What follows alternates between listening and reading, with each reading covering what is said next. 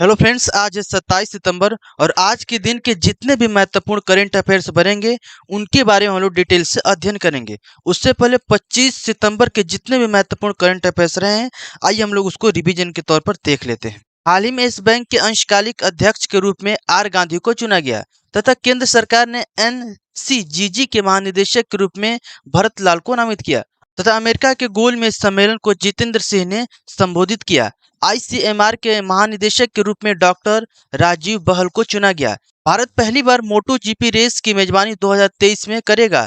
हाल ही में बुकर पुरस्कार विजेता हिलेरी मेंटल का निधन हुआ तथा हॉकी इंडिया अध्यक्ष के रूप में दिलीप टर्की को चुना गया। केंद्र सरकार ने दिल्ली एम्स के निदेशक के रूप में डॉक्टर एस श्रीनिवास को चुना तथा सिक्किम राज्य को मिला भारत का पहला हिमस्खलन रडार तथा छत्तीसगढ़ राज्य ने शुरू की हमार बेटी हमार योजना। तो दोस्तों, ये था प्रमुख 25 सितंबर के करंट अफेयर्स जिसको हम लोग रिवीजन के तौर पर देखे। तो आइए दोस्तों, हम लोग आज का महत्वपूर्ण करंट सेशन स्टार्ट करते हैं और लेते हैं पहला क्वेश्चन। पहला क्वेश्चन लेते हैं, विश्व नदी दिवस कब मनाया गया? इसका ऑप्शन नंबर बी राइट होगा। 25 सितंबर को वर्ल्ड रिवर डे मनाया गया है। देखिए, हर साल सितंबर के चौथे रविवार को दुनिया भर के देश विश्व नदी दिवस के रूप में मनाते हैं। 2022 में 25 सितंबर को यह दिन मनाया गया। इसका उद्देश्य क्या है दोस्तों? नदियों का महत्व, जलवायु परिवर्तन तथा नदियों के लिए बढ़ते खतरे के बारे में लोगों को जागरूक करना तथा इसको बढ़ावा देना। यह प्रसिद्ध नदी अधिवक्ता मार्क एंजेलो के एक प्रस्ताव के बाद 2005 में इसकी स्थापना की गई थी। 2022 का थीम है जैव विविधता के लिए नदियों का महत्व। तो दोस्तों, हम लोग सितंबर के महत्वपूर्ण दिवस को पढ़ रहे हैं, तो इससे रिलेटेड आज तक जो भी हम प्रमुख दिवस पढ़े हैं, आइए हम लोग उसको एक नज़र में देख लेते हैं। 2 सितंबर को विश्व नारियल दिवस मनाया गया। 3 सितंबर को अंतर्राष्ट्रीय गिद्ध जागरूकता दिवस। 4 सितंबर को अंतर्राष्ट्रीय चैरिटी दिवस तथा 8 सितंबर को अंतर्राष्ट्रीय साक्षरता दिवस तथा 9 सितंबर को हिमालय दिवस तथा 10 सितंबर को आत्महत्या रोकथाम दिवस मनाया गया तथा 11 सितंबर को विनोबा भावे जयंती तथा राष्ट्रीय वन शहीद दिवस मनाया गया तथा 14 सितंबर को हिंदी दिवस मनाया गया। 15 सितंबर को अंतर्राष्ट्रीय लोकतंत्र दिवस तथा इंजीनियर दिवस मनाया गया तथा 16 सितंबर को विश्व ओजोन दिवस। 18 सितंबर को विश्व बांस दिवस तथा 21 सितंबर को अंतर्राष्ट्रीय शांति दिवस तथा विश्व अल्जाइमर दिवस मनाया गया। तो दोस्तों, ये था अभी तक जितने भी सितंबर माह में हम लोग दिवस पढ़े हैं उससे रिलेटेड प्रमुख जानकारियां। इसके बाद नेक्स्ट क्वेश्चन लेते हैं। दूसरा क्वेश्चन है कि अंत्योदय दिवस कब मनाया गया है? इसका ऑप्शन नंबर ए राइट होगा। 25 सितंबर को अंत्योदय दिवस मनाया जाता है। दोस्तों, हर साल 25 सितंबर को पंडित दीनदयाल उपाध्याय की जयंती के रूप में अंत्योदय दिवस मनाया जाता है। ध्यान किया किनके? तो पंडित दीनदयाल उपाध्याय के जयंती के उपलक्ष्य में मनाया जाता है। इन्होंने एकात्मक मानववाद की अवधारणा भी विकसित किया था तथा वह भारत के जनसंघ के सह संस्थापक तथा आरएसएस के विचारक भी थे। दोस्तों, अंत्योदय शब्द का अर्थ क्या होता है? अंत्योदय शब्द का मेन अर्थ इसमें ये लिया गया है कि गरीब से गरीब व्यक्ति का उत्थान करना अर्थात उनका विकास करना तथा इसका उद्देश्य है समाज के अंतिम गरीब व्यक्ति तक विकास को पहुंचाना। यह दिन पहली बार 2014 को मनाया गया था। ध्यान रखिएगा, पहली बार कब मनाया गया था? तो 2014 को मनाया गया था। इसके बाद नेक्स्ट लेते हैं, मोस्ट इंपोर्टेंट, इसको ध्यान में रखिएगा। S&P के अनुसार वित्तीय वर्ष 2022-23 के लिए भारत की जीडीपी विकास दर 7.3% रहने का अनुमान है। दोस्तों, S&P ग्लोबल रेटिंग ने चालू वर्ष के लिए भारत की आर्थिक वृद्धि दर के अपने अनुमान को 7.3% बरकरार रखा हुआ है। अर्थात पिछला वर्ष भी यही रेटिंग था और आज भी यही रेटिंग है। अगर 2022 में मुद्रास्फीति की बात करें तो 6% की ऊपरी सीमा से ऊपर भी जाने की संभावनाएं हैं। दोस्तों, यह जानकारी एशिया प्रशांत के लिए S&K के आर्थिक आउटलुक ने दी थी। रिजर्व बैंक को चालू वित्त वर्ष 2022-23 में भारतीय अर्थव्यवस्था के 7.2% बढ़ने की संभावना है। तो हमको दोस्तों यहाँ से इतनी जानकारी मिलती है, ये मोस्ट इंपोर्टेंट, इसको ध्यान में रखिएगा कि भारत का जीडीपी विकास दर 2022-23 में कितना रहने वाला है? तो 7.3%। इसके बाद अगला लेते हैं, मेडागास्कर में भारत के नए राजदूत के रूप में किन्हें चुना गया है? इसका ऑप्शन नंबर बी राइट होगा। बंडारू विल्सन बाबू। ये बंडारू विल्सन बाबू हैं। इनको मेडागास्कर के नए राजदूत के रूप में चुना गया है। देखिए, आईएफएस अधिकारी बंडारू विल्सन को मेडागास्कर गणराज्य में भारत के अगले राजदूत के रूप में नियुक्त किया गया है। वह वर्तमान में विदेश निदेशालय के प्रमुख सचिव थे। दोस्तों, इन्होंने यूरेशिया डिवीजन के संयुक्त सचिव के रूप में काम कर चुके हैं। दोस्तों, ये किसका जगह लेने वाले हैं? तो ये अभय कुमार का जगह लेने वाले हैं।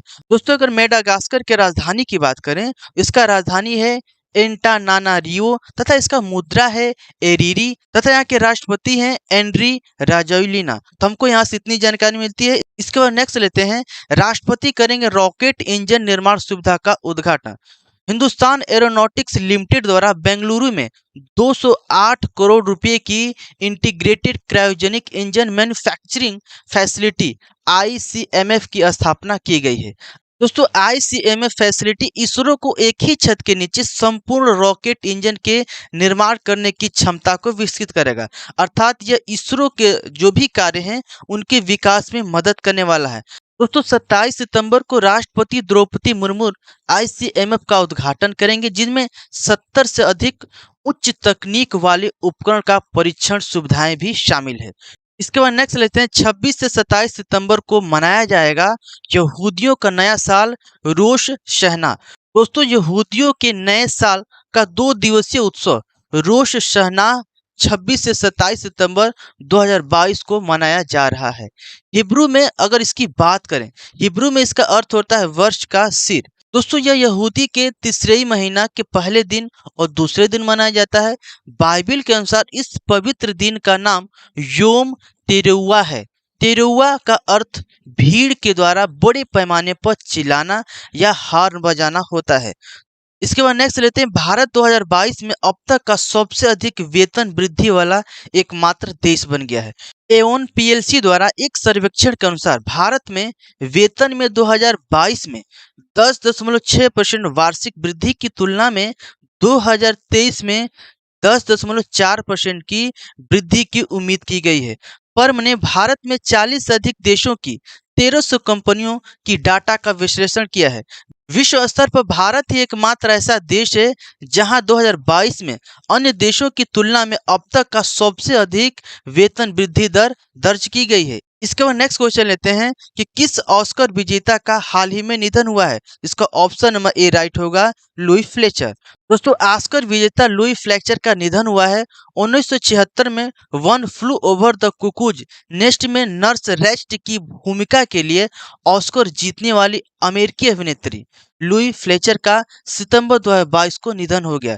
फ्लेचर अपने अकादमी पुरस्कार जीतने के बाद उसी भूमिका के लिए ऑस्कर, बाफ्टा और गोल्डन ग्लोबल भी प्राप्त करने वाली वह तीसरी महिला बनी थी। उनका करियर टीवी और फिल्म में 6 दशकों तक रहा। इसके बाद नेक्स्ट क्वेश्चन लेते हैं कि किस भारतीय लेखिका ने जीता हर्म केस्टन का पुरस्कार। इसका ऑप्शन नंबर बी राइट होगा, मीना कंडासामी ने यह पुरस्कार जीता है। देखिए, भारतीय लेखिका कवित्री मीना कंडासामी ने पेन इंटरनेशनल राइटर्स एसोसिएशन के जर्मन चैप्टर का हर्मन केस्टन पुरस्कार जीत लिया है।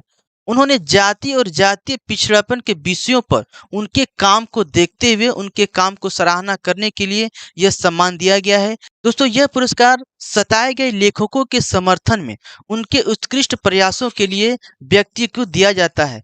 दोस्तों, इसका नाम जर्मन उपन्यासकार हर्मन केस्टेन के सम्मान में रखा गया।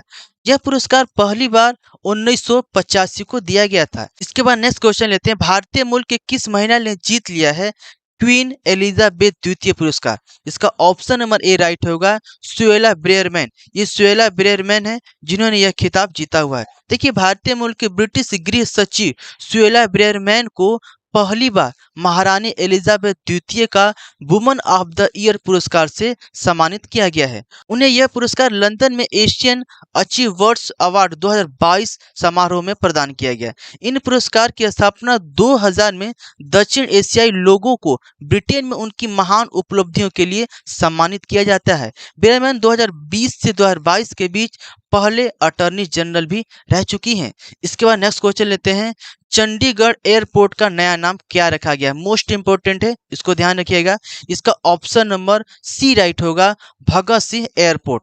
देखिए दोस्तों, 25 सितंबर 2022 को पीएम मोदी ने घोषणा किया कि महान स्वतंत्रता सेनानी को श्रद्धांजलि के रूप में चंडीगढ़ हवाई अड्डे का नाम शहीद भगत सिंह के नाम पर रखा जाएगा। पंजाब और हरियाणा सरकार ने पिछले महीने ही हवाई अड्डे का नाम स्वतंत्रता सेनानी वीर भगत सिंह के नाम पर रखने की सहमति जताई थी। इसको प्रधानमंत्री ने उजागर किया है तथा घोषणा किया है। दोस्तों, इस परियोजना को 485 करोड़ रुपए पूरा करने के लिए दिया जाएगा और इसको पूरा कर रहा है विमानपत्तन प्राधिकरण अर्थात एआईए। इसके द्वारा इस कार्य को पूरा किया जाएगा। इसके बाद अगला लेते हैं। आज के स्टैटिक जीके के अंतर्गत हम लोग जानेंगे दोस्तों भारतीय पेट्रोलियम कॉर्पोरेशन लिमिटेड के बारे में। दोस्तों देखिए, भारतीय पेट्रोलियम कॉर्पोरेशन लिमिटेड अर्थात बीपीसीएल भारत सरकार के स्वामित्व वाली एक तेल और गैस शोधन निर्माता कंपनी है। यह भारत सरकार का दूसरा सबसे बड़ा सरकारी स्वामित्व वाली कंपनी है, जबकि सबसे बड़ा अगर बात करें तो इंडियन ऑयल कॉर्पोरेशन लिमिटेड है। दोस्तों, बीपीसीएल मुंबई, कोच्चि तथा नुमालीगढ़ तथा बीना में 4 रिफाइनरियों का यह संचालन करती है। इसे 2017 में महारत्न का दर्जा मिला था। इसका अगर मुख्यालय की बात करें, इसका मुख्यालय मुंबई में है तथा इसके अध्यक्ष अभी फिलहाल में वरुण कुमार सिंह हैं। इसके बाद नेक्स्ट दूसरा स्टैटिक जीके के अंतर्गत आज हम लोग जानेंगे मेडागास्कर अर्थात मेडागास्कर देश क्या है, इसके बारे में हम लोग जानते हैं। दोस्तों, मेडागास्कर हिंद महासागर में एक द्वीपीय देश है जो मोजाम्बिक चैनल के पार पूर्वी अफ्रीका के तट से लगभग 400 किलोमीटर दूर पर स्थित है।